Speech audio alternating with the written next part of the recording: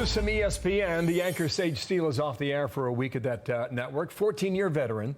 Suspended after comments she made about the network's vaccine mandate, calling it, quote, sick and scary.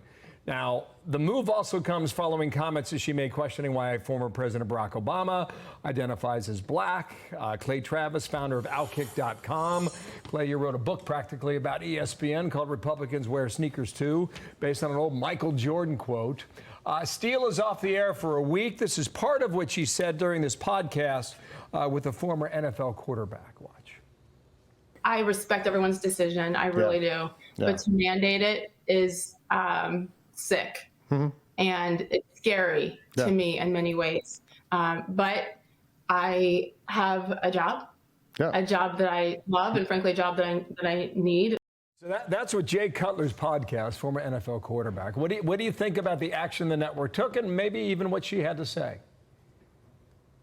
Well, first of all, I applaud her for saying what I think many people who are employees out there are either afraid to say or worried about their job if they speak out and say it, which is vaccine mandates for most of us out there who are concerned about our own bodies and our ability to make decisions about our own health and our family's own health strike many of us as wrong. Not the choice of whether or not to get a vaccine, which I encourage everyone to make on their own in consultation with their doctor. And certainly if you're elderly, over 65, I would tell you the same thing I told my parents, which is I think you should go get the vaccine.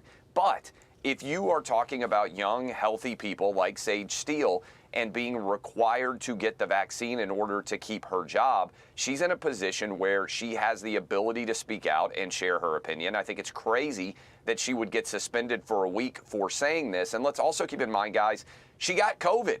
So not only did she have to get the COVID vaccine, but then she had one of these breakthrough cases of COVID, which seemed to be occurring at a fairly regular rate. Dr. Fauci says they don't track them, but I think there's a lot of people out there listening right now who know someone in their own friend or family circle who has had this happen to them.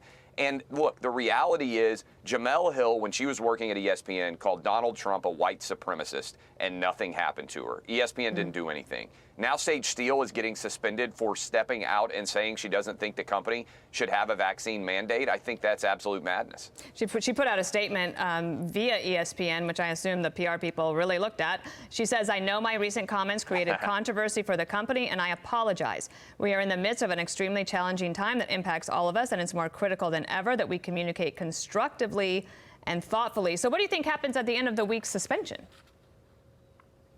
I think there's probably a decent chance that Sage Steele is going to end up not working at ESPN anymore. And I would encourage Fox News to talk to her. I would encourage a lot of different places out there that need talented, outspoken, intelligent men and women to be representing their organization. It's our 25th anniversary.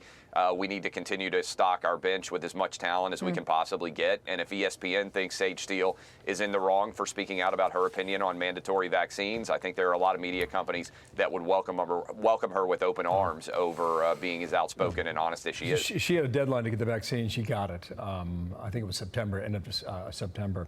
Interesting story, right. Clay. Thanks for coming on. Nice to see you. Clay Travis, OutKick, and more. Have a great day. Great to see you guys as well. By the way, Dana, nice haircut back in 2009. That was big time. This afternoon. I just made an appointment on my phone. It's going to be amazing. Tune in tomorrow. Thank you. I love it.